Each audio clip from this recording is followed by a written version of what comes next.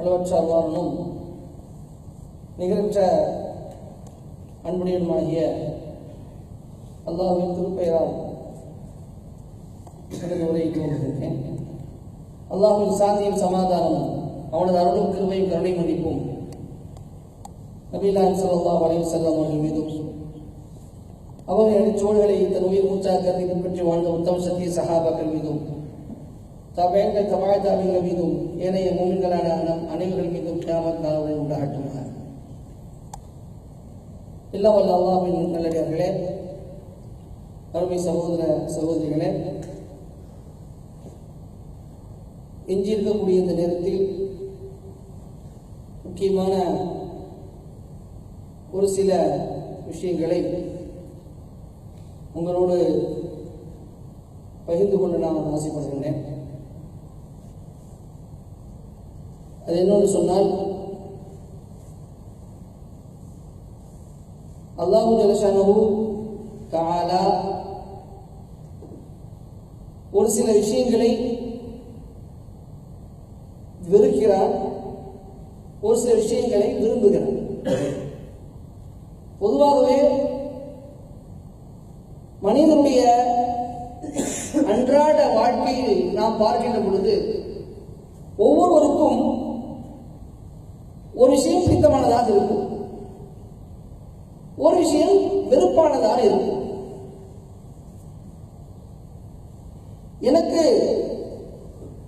பிடிக்கிற விஷயம் என்னுடைய மனைவிக்கு பிடிக்காமல் இருக்கலாம், எனக்கு பிடிக்காத விஷயம் என்னுடைய மனைவிக்கு பிடிக்கலாம்.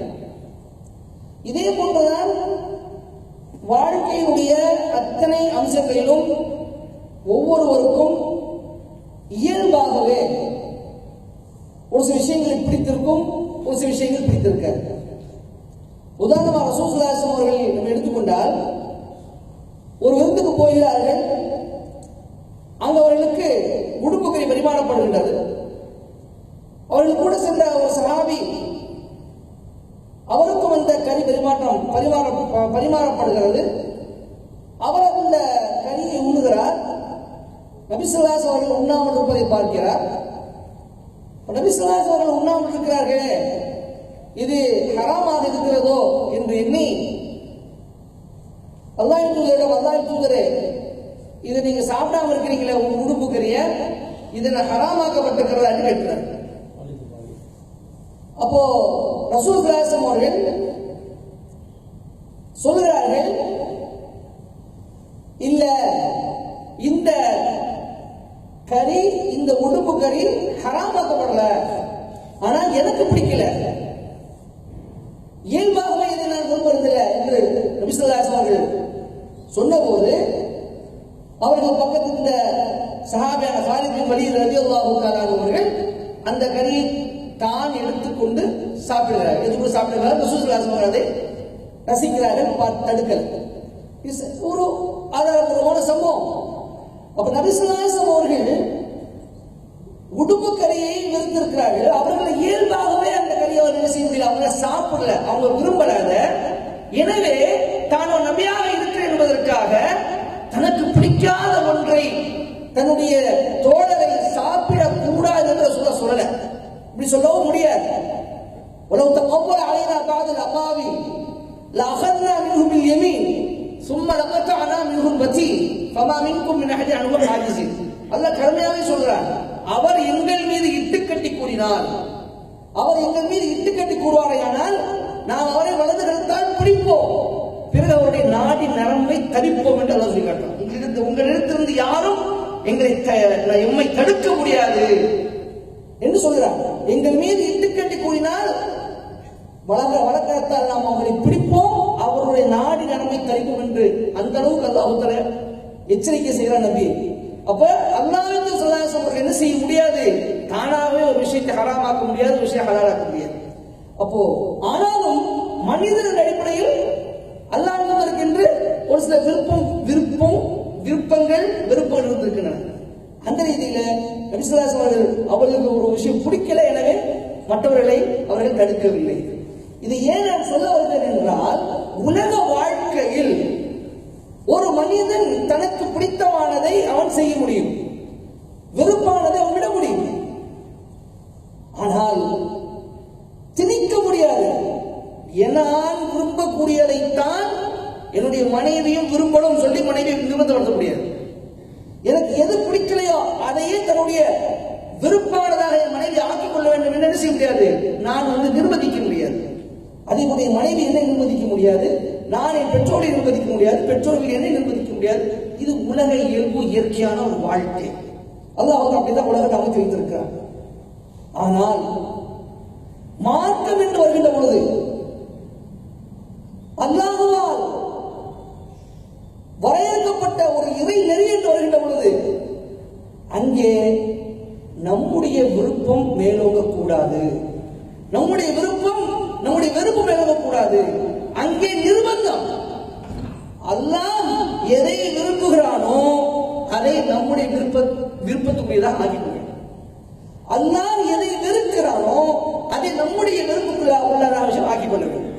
நிர்பந்தம். எனக்கு பிடிக்காம இருந்தாலும் சரி, எனக்கு அது பிடிக்காம இருந்தாலும் சரி, எனக்கு பாதகமாக இருந்தாலும் சரி, அதை நான் நிச்சயமாக அதை விரும்பித்தான் ஆக வேண்டும்.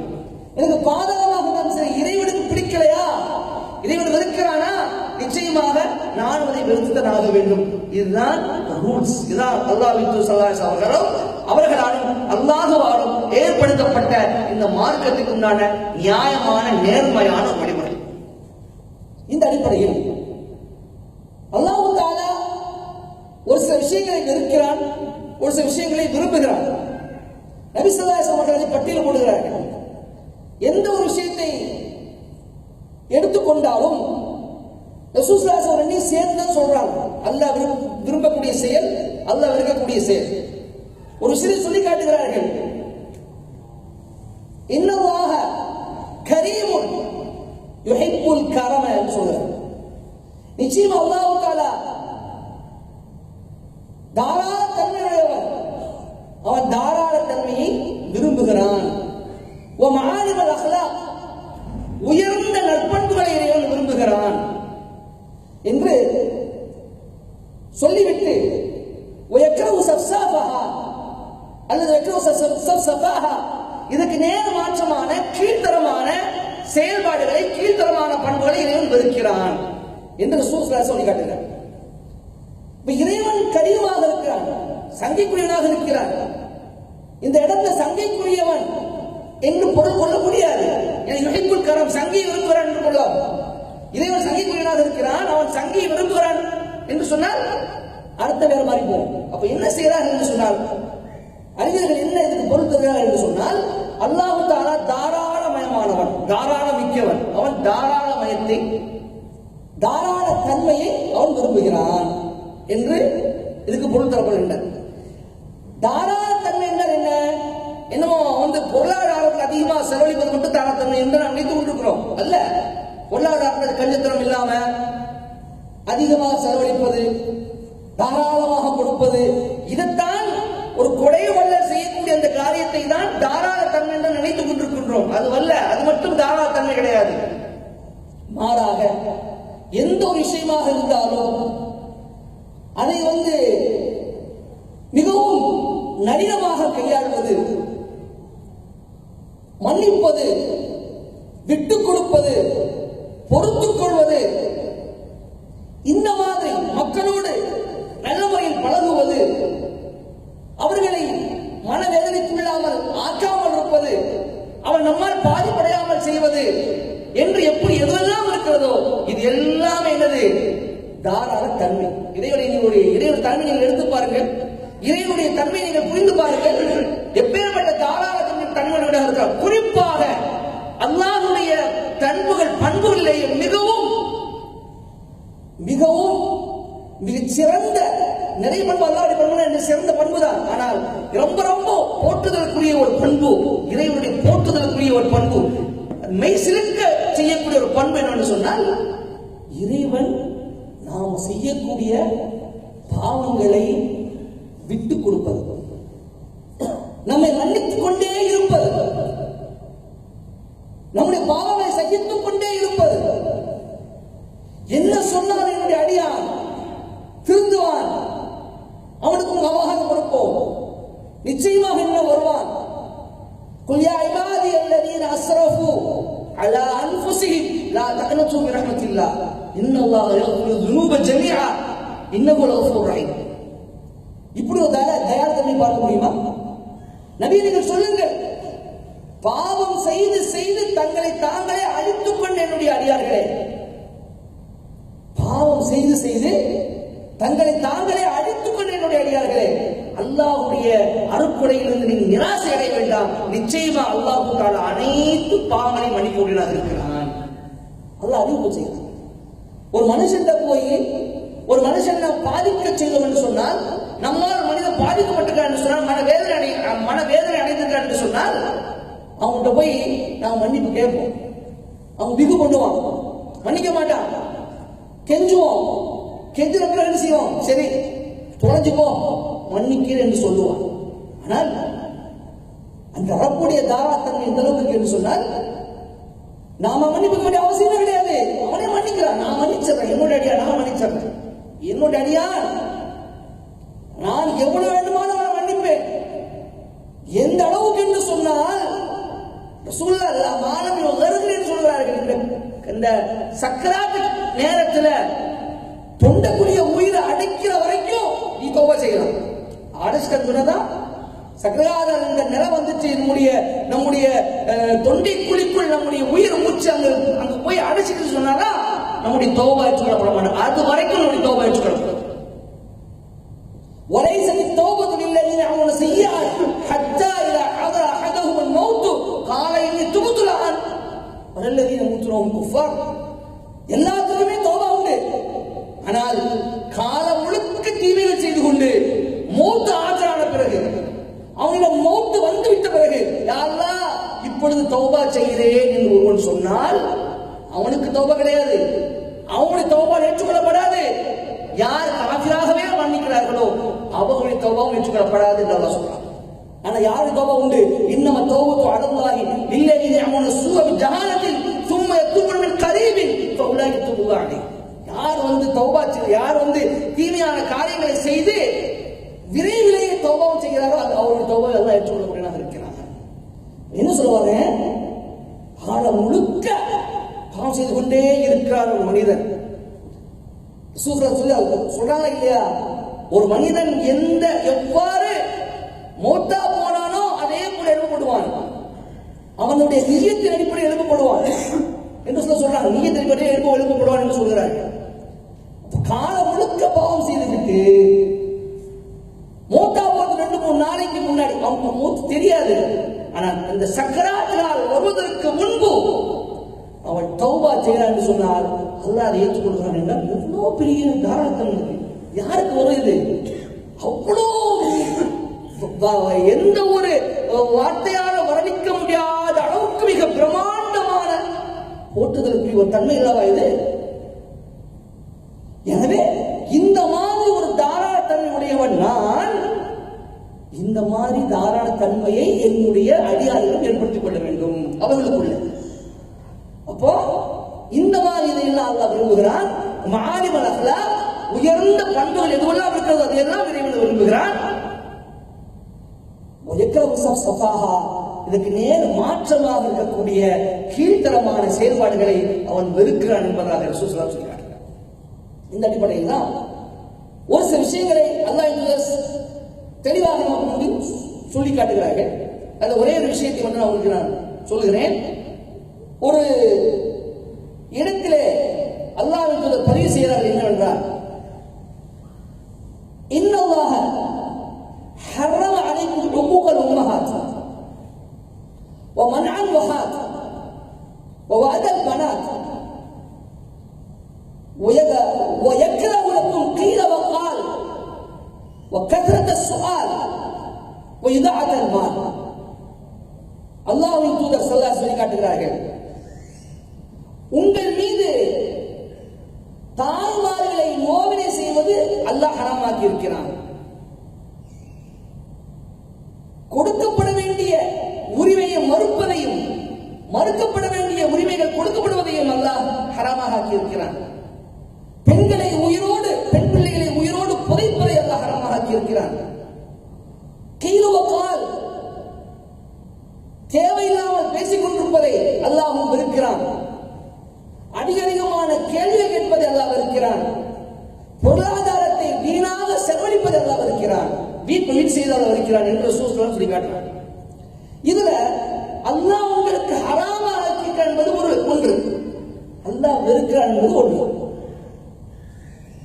ஹராமாக ஆக்கிட்டான் என்று ரசூலுல்லாஹ் சொல்லக்கூடிய அந்த பட்டியலில் முதலில் வரக்கூடிய உக்குல் உம்மஹாத், பெற்றோர்களுக்கு அதாவது தாய்மார்களை நோவினை செய்வது. இந்த இடத்துல ரசூலுல்லாஹ் அவர்கள் உம்மஹாத் என்ற வார்த்தையை மட்டுமே பயன்படுத்துகிறார்கள். உம்மஹாத் தாய்மார்கள், பெற்ற தாய்மார்கள். தாய்மார்களை நோவினை செய்து அல்லாஹ் ஹராமாக ஆக்கி இருக்கிறான். அப்படி என்று சொன்னால் தந்தைமார்களை நோவினை செய்யலாமா? ரசூலுல்லாஹ் தந்தை அங்கு சேர்க்கல என்று ஒரு கேள்வி எழுது. என்ன விளைவு கொள்ள வேண்டும் என்று சொன்னால், இந்த இடத்தில் உம்மஹாத் என்ற அந்த வார்த்தை பயன்படுத்துகின்ற பொழுதே அல்லாஹ்வின் தூதர் ஸல்லல்லாஹு அலைஹி அவர்கள் தந்தை மகனை கொண்டு வந்துட்டார்கள். உம்மஹாத்தை ரசூலுல்லாஹ் சொல்லணும், தந்தை மகளை விட்டுவிட்டு உம்மஹாத் என்ற ரசூலுல்லாஹ் ஏன் சொல்லணும்னு சொன்னா, தந்தையை விட தாய்க்கு கூடுதல் அந்தஸ்து இல்லையா? மார்க்கம் மூணு வகையான அந்தஸ்து தாய் கொடுக்குது. 3 வகையான அந்தஸ்து தாய் கொடுக்குது. அல்லாஹ்வுக்கு பிறகு 3 வகையான அந்தஸ்து தாய் கொடுக்குது. 4வது அந்தஸ்தை தான் தந்தைக்கு தான் கொடுக்குது. 3க்கு சமம் தான் தந்தை. இந்த அடிப்படையில் தான் தாய்மார்கள் எல்லாம் முன்னிலைப்படுத்தி அந்த இடத்துல தந்தை முறையில் கொண்டு வந்து விட்டான். எனவே இந்த ஹதீஸுக்கு அறிஞர்கள் எப்படி அர்த்தம் செய்கிறார்கள் என்றால், பெற்றோர்களை நோவினை செய்வது. பெற்றோர்களை நீங்க ஒக்கூக் என்று சொன்னால் இது மனசை நோவிப்பது என்று பொருள். சூழல் வார்த்தையும் பயன்படுத்தணும். இந்த ஏதாவது நீங்க கடுத்தொல் சொல்லாதீங்க. கடுத்தொல் சொல்வது, அவர்களை நாவால் வார்த்தை அவர்களை கொள்ளுவது என்ற வார்த்தை ரசூலுல்லாஹ் பயன்படுத்தினார். அவர்களை நோவினைப்படுத்துவது. நீங்க நம்முடைய பெற்றோர்களை நோவினைப்படுத்துவது என்று சொன்னால் வாயால சொல்லித்து நோவினைப்படுத்த வேண்டும் என்பது அல்ல. நம்முடைய செய்கையினால் கூட அவர்களுடைய மனம் பாதிப்படையும். அந்த அளவுக்கு நுணுக்கமான விஷயம் இது. நம்முடைய முக பாவனை கொண்டு கூட அவர்களை பாதிக்க செய்ய முடியும். நம்முடைய பெற்றோர்களுடைய முகத்தை பார்க்க விஷயத்தை சொல்வார்கள், முகத்தை பார்ப்பார்கள், முகம் கோணுகிறது, நம்முடைய முகம் வெளியிடுகிறது. என்ன ஆனா நம்ம உள்ளக்குள்ள வெறுப்போம். உள்ளே வெறுப்பதை வெளியே நாம காட்டாவிட்டாலும் நம்மை அறியாமலேயே அகத்தில முகத்தில் திரி சொல்லுவாங்க, அந்த மாதிரி வெளியே வந்துடும். அதை பார்த்து ஒரு தாய், என்ன பிள்ளை இப்படி இருக்கிறானே, சொல்ல விரும்பலையோ கேட்க விரும்பலையோ நினைச்சாங்கனாலே போச்சு கோவிலே. அதுவே கூடாது.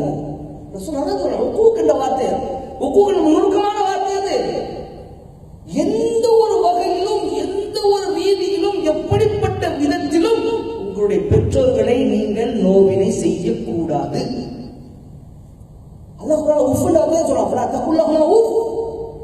நீங்க உப்பு என்று சொல்லாதீங்க. உப்புன்னு சொன்னா நமக்கு தமிழ்ல என்ன செய்யறாங்க? சீன்னு செய்வாங்க. அதாவது தமிழ்ல செய்ய முடியும். தமிழுடைய வார்த்தை சீன்னு தான் சொல்ல முடியும். அதை விட தாழ்மையான வார்த்தை ஒண்ணு கிடையாது தமிழ்ல. அதுக்கு சீ என்ற வார்த்தை பயன்படுத்துறாங்க. உருதுல உப்பு தான் சொல்லுவாங்க. உருதுல உப்பு கூட சொல்லாதீங்க, உருதுல சொல்லுவாங்க. அது ஆசு வார்த்தை அதுதான். ஆனா அது டைரக்டா ஒழுங்கான முழுமையான ஒரு அர்த்தத்தை மற்ற மொழிகளுக்கு கொடுக்க முடியாது. அப்ப உப்பு என்று சொன்னால் அதாவது நம்முடைய மொழியில சொல்ல முடியாது.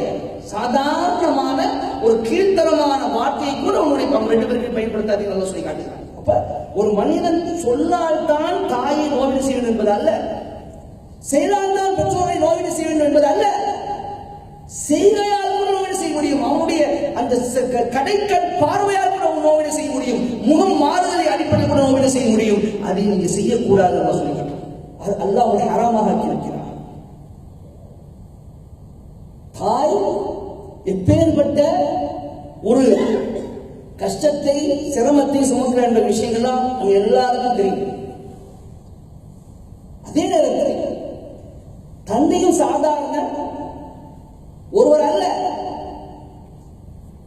நபி ஸல்லல்லாஹு அலைஹி அவர்கள் சுவனத்துக்கு செல்ல வேண்டும் என்று சொன்னால் தந்தையை அதற்கு உதாரணமாக காரணமாக ஆக்குகிறார்கள். சொல்லி காட்டுகிறார்கள். தந்தை சுவனத்தினுடைய நடு வாசலாக இருக்கிறார். நீ நாடினால் அதை திறந்து கொள், நீ நாடினால் அதை மூடிக்கொள். சோத்துக்குள்ள போறோம். அல்லாஹ் தஆலா முத்தகின்களுக்கு சூர வாசலை திறந்து வைத்திருக்கிறார். ஜன்னாத்தி ஆதின் முஃபத்தஹத்தன் லஹுமுல் அப்வாப். அல்லாஹ் சொல்லிட்டான், அதுன் என்ற நிரந்தரமான சுவனங்கள் அங்கே அந்த இதில் அவர்களுக்கு சிறந்த ஒரு இருப்பிடம் இருக்கிறது. அதனுடைய வாசல்கள் இவர்களுக்காக எப்பொழுதும் திறந்தே இருக்கும். யாருக்கு? பயபக்தர்களுக்கு. சொல்றாங்க, அந்த வாசல் வந்து திறந்திருக்கும், நீ உள்ள போயிருவீங்க, அடித்து வச்சிருவீங்க. இன்னும் உள்ள போனது அங்க ஒரு வாசல் இருக்கு, நடு வாசல். அந்த வாசல் திறந்தால் நீ உள்ள முடியும். அந்த வாசல் தந்தையாக இருக்கிறார். எனவே நீ நாடினால், நீ விரும்பினால் அந்த வாசலை திறந்து கொள், நீ விரும்பினால் அந்த வாசலை மூடிக்கொள், மூடிவிட்டாங்க சொல்லுவாங்க. தந்தை மிக முக்கியமானது. தந்தை அவரை கூட நோவினை செய்யக்கூடாது. அவரை கூட நான் வந்து கடுத்தல் சொல்லிவிடக் கூடாது. நம்முடைய முகபாவனைகளாலும் கடைக்கல் பார்வையினாலும் சின்ன சாதாரண எந்த ஒரு செய்தினாலும் அவரை நோவினைப்படுத்திவிடக் கூடாது என்று ஜாக்கிரதையாக இருக்க வேண்டும். இன்னும் சொல்ல போன சுஸ்லாம் சொல்லி காட்டுறாங்க, ரிதர் ரப்பி ஃபி ரிதல் வாலித் வ சக்து ரப்பி ஃபி சக்தில் வாலித். அல்லாஹ்வுடைய விருப்பம் தந்தை விருப்பத்தில் இருக்கிறது, அல்லாஹ்வின் வெறுப்பு தந்தையின் வெறுப்பில் இருக்கிறது. தன்னுடைய வெறுப்பை அல்லாஹ் எது வச்சிருக்கிறான்? தந்தையினுடைய வெறுப்பில் வச்சிருக்கிறான். தன்னுடைய திருப்தி அல்லாஹ் தந்தையினுடைய திருப்தி வச்சிருக்கிறான். அதே போல இந்த ஹதீஸ் இருக்கு, ரிதர் ரப்பி ஃபி ரிதல் வாலிதைனி வ சக்து ரப்பி ஃபி சக்தில் வாலிதைனி. அல்லாஹ்வுடைய வெறுப்பு பெற்றோருடைய விருப்பம் இருக்கிறது, அல்லாஹ்வுடைய விருப்பம் பெற்றோரின் விருப்பம் இருக்கிறது. சூழலை சேர்த்து சொல்றாங்க. ஒரு மனிதன் சுவனம் செல்வதற்கு பெற்றோர்களுடைய அவர்களுக்கு நோவினை செய்து அவர்கள் நம்மால் வேதனைப்படுவது தடையாக இருக்கக்கூடாது. உங்களுக்கு தெரியும், ஒரு ஹதீஸ் தெரியுமா இல்லையா? ரமலான் மாதம் வந்து அதிகமாக அந்த ஹதீஸ் என்ன செய்யப்படும்? பயன்படுத்தப்படும். ரசூலுல்லாஹ் மெம்பர்ல ஏறி 3 முறை ஆமீன் ஆமீன் சொன்னாங்களா இல்லையா? 3 படியில ஏறும் பொழுது ஆமீன் ஆமீன் என்று சொல்கிறார்கள். அதில் ஒரு படியில் கால் வைக்கும் பொழுது ஜிப்ரீல் அலைஹிஸ்ஸலாம் அவர்கள் சொல்கிறார்கள், ரசூலுல்லாஹ் ஆமீன் சொல்கிறார்கள். என்னவென்றால், ஒரு மனிதனுக்கு பெற்றோரில் ஒருவரோ